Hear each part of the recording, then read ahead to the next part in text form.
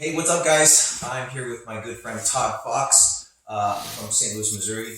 Todd is a third-degree black belt under Rodrigo Vaghi. Rodrigo Vaghi is a black belt under Rickson. Some of you guys may not know that. Uh, Todd's been doing jiu-jitsu as long as me for 25 years. He used to fight MMA. Back when it wasn't even MMA, it was what they call Vale Tudo and NHB. It was NHB, no holds barred, right? Um, Todd nowadays has one of the largest tour protection companies in the world.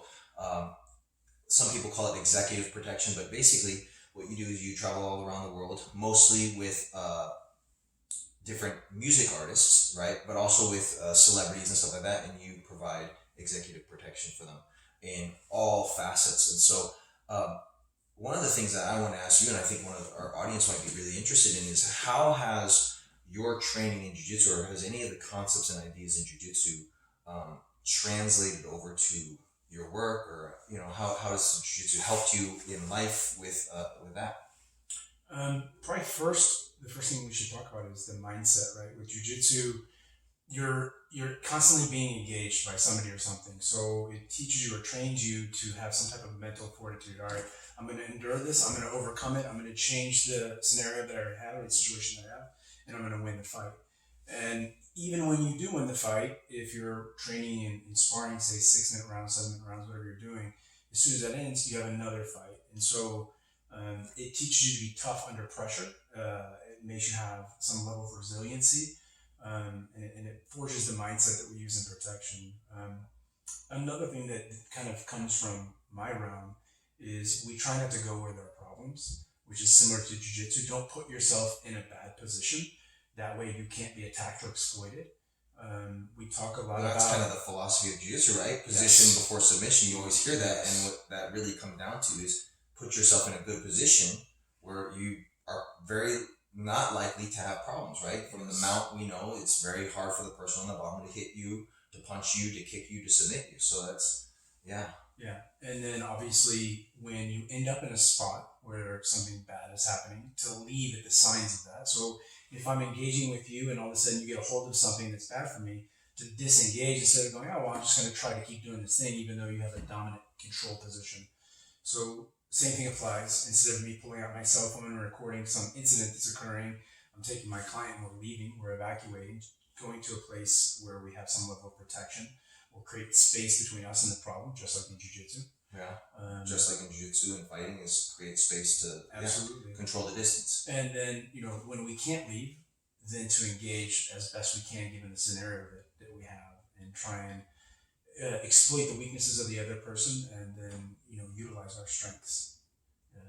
That is to me the same as jiu-jitsu. Jiu-jitsu and protection in that capacity is the same. And then probably how we execute physical security, that's very similar. So we do what's called layered security approach, or concentric rings. And then in the outer layer of security, we do a deterrent method, right? So we have a roving patrol, we have cameras, we have dogs, we have fences, we have lighting, we have whatever it may be. And that deters people from breaching or attacking in the first place, right? And that's what we do by putting ourselves in a good position, right? If we get in a good structural position in jiu-jitsu, it makes it harder for them to exploit us. So we deter them from even making that attempt. Or I can even pull my collar back if I don't want you to have this collar, and now it's further away from you. And then the next thing that we do is we use detection methods. So again, I named some of them before, but cameras will alert us, people will alert us. So I know when you have control of this, I've detected that that's happening, so I'm aware of things happening on multiple planes, right. threats. I'm aware of threats. Yeah. And then I try to delay it, right? Because at the onset of it, maybe I'm not immediately in trouble, but when you get that, maybe I'm taking it off and delaying the onset of the movement that you're trying to make, or moving myself, or moving you. So that delays the attack, and then once you start to get that attack initiated, I have to respond or mitigate that threat in some sort of way. And so that's, to me, very similar to jiu-jitsu. I see a lot of overlaps with that. Another aspect that you and I have talked about a lot is the attacker equation. So kind of being first in the fight helps for jiu-jitsu, because if that person picks the time that they're going to make the attack, if they're picking the position they're going to make it in, and then the method of attack that they're going to use, all all you get is the response to it. So you're behind the power curve. So it's better to actually be attacking and then create the defensive posture for the adversary. So that is identical to protective security. Right. And we know that people that are really, really good at attacking in jiu-jitsu, that are good at layering their attacks, it's hard to overcome that because it's just so many threats and it kind of becomes overwhelming. And that's why when high-level guys start to attack, they're always attacking in combination. Yeah, so it's the 1, 2, 3, back and forth, high-level attack, low-level attack across the body, left side, right side. And it's the exact same with security. So we put layered security, we have these rings around us that hopefully if the first layer fails, we have the second layer. If the second layer fails, we have the third and the fourth and so on.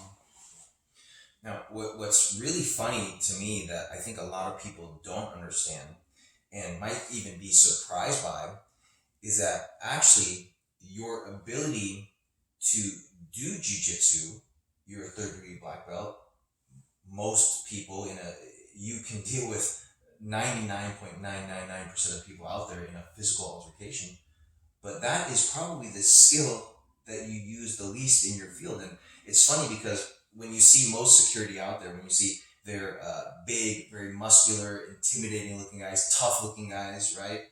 But that's completely not what you do. And when it comes to high level protection, that's almost a last resort, right? It means you've failed. It means so I think a lot of people, even for me, when I was younger, I thought, if I learn how to fight, if I'm a good fighter, if I know how to do jiu-jitsu, if I'm tough and I will have the ability to protect people, or doing security might be an option for me, but that's not really the case at all. It's not the case. It's the antithesis of what we're trying to achieve. And so you mentioned two things. One is the aesthetic, right? For us, a low profile, low signature, a person that blends into the environment is much more valuable to us than a person that's big, that draws attention, that's intimidating. That has a time and place, but for us, it's very rare. We don't want to engage people. We actually do the opposite. So I come from the military and law enforcement, where we pursue problems, where we go after them, but in protection, you evacuate. You leave from the problem. You don't stay for the fight.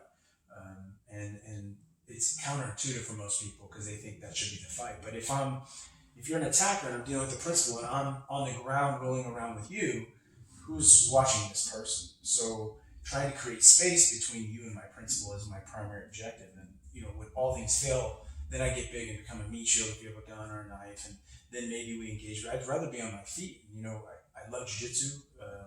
That it's my big passion, but I don't want to be doing jiu-jitsu. It's a major fail for me if I'm on the ground rolling around with somebody. The only time that I want to be there is if they force the fight to go there. We've talked about this before, and a lot of guys hear this and think I'm talking about jiu-jitsu.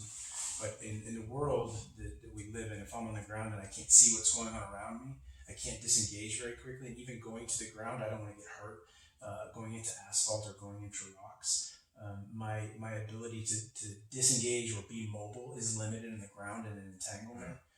Seeing over hoods, getting some type of dominant elevation for shooting or anything like that, it's very bad.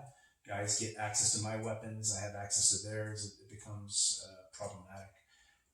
And then another thing that we didn't talk about, which is civil liability, which is a nightmare. So yeah, fighting is not the solution for my job. It's the last resort. Right.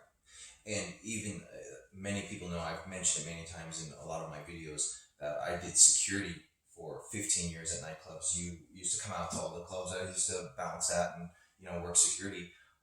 And many people don't realize this. That was kind of a last resort for me. Used to go to the ground. Jiu-jitsu was extremely helpful, but it was always the jiu-jitsu that we had been practicing on our feet. The defensive takedowns, how to take people down, how to, the whole self-defense curriculum in Rickson's jiu-jitsu program was very, very beneficial for me. That was kind of the last thing I ever wanted to do, is roll around on the ground at the nightclubs that I was doing in LA. These were all the A-list nightclubs, there's hundreds and hundreds of people there. People are spilling drinks, dropping glass, there's broken glass all over the ground. Sometimes people are urinating, there's massive lines to get to the restroom at certain points during the night. And so, we would catch people and throw people out that were just urinating at the bar because they didn't want to wait in line for the bathroom. They were so intoxicated. So that was kind of a last resort. So a lot of people think, jiu-jitsu is the perfect art for self-defense. Well, there's certain aspects that are extremely helpful in different situations. That's what we also talked about, is knowing when and where to use what aspects of jiu-jitsu, right, in self-defense scenarios or protection scenarios. So Todd, if anyone out there wants to find out more information on you or what you do, can you tell them where to go? Sure. If you're interested in training in a protective capacity, we do personal protection seminars. Tourprotection.com has some of the clients that we work with. We list entertainers because they list us. We don't list executives or dignitaries or people like that. Would you mind mention some of the people if you can share? Yeah, I mean, we've worked with Madonna and Tool and Guy Ritchie and One Direction and 5 Seconds of Summer and the Eagles and Fleetwood Mac and On Journey, and we work with a lot of clients. But those are just our entertainment clients on the music side who list us as providing protection for them. For the other guys, we obviously can't speak about that for their protection. But you can find it pretty easy. You can Google my name, Todd Fox.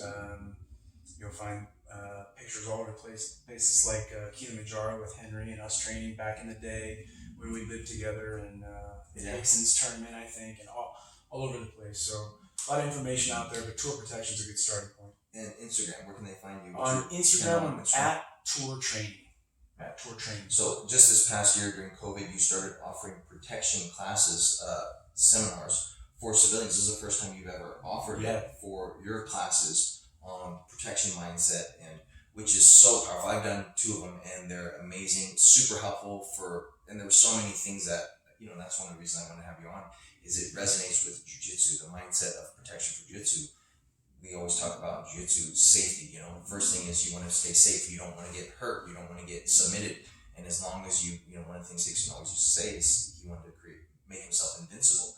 And if he couldn't lose, he would eventually win, right? And that's kind of what you're looking to do, is just not lose, right? Not lose. If you don't lose, you eventually win. You'll win.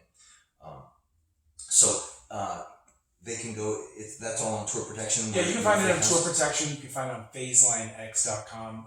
But the way the courses are structured for civilians, for the non-military law enforcement, is they're in weekend courses. So they're Saturday, Sunday courses. We have scheduled courses, but we also have private courses that we do. And the way it normally breaks down, and the ones that Henry's been to are the same. It's 4 hours in a classroom, learning the theory, the concepts, the systems, the procedures, or the TTPs, what we call tactics, techniques, and procedures.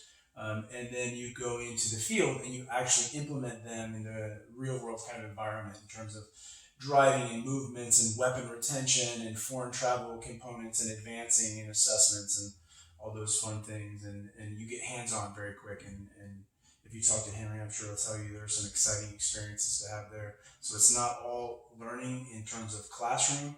It's a nice divide between classroom theory and practical application in a field environment. Yeah. So any of you guys out there that started jiu-jitsu and wanted to take jiu-jitsu for learning the ability to defend yourself, this is just the next level, because it's really about preservation of life in all different forms. All these other things that could happen to you besides a fight, you really learn how to protect yourself, protect your family, protect your business in all different aspects from all different types of threats, instead of just, which obviously jiu-jitsu is great for, if you get in a confrontation, a physical confrontation, but this is protection, the over-encompassing view of protection and the protection mindset. So anyways, guys, hope you guys liked it. If you guys liked the video, if you got anything out of it, please like the video and please subscribe. And if you guys have any questions for Todd, if there's anything that came up, or if you have anything, please leave a comment in the section below. Thanks, guys.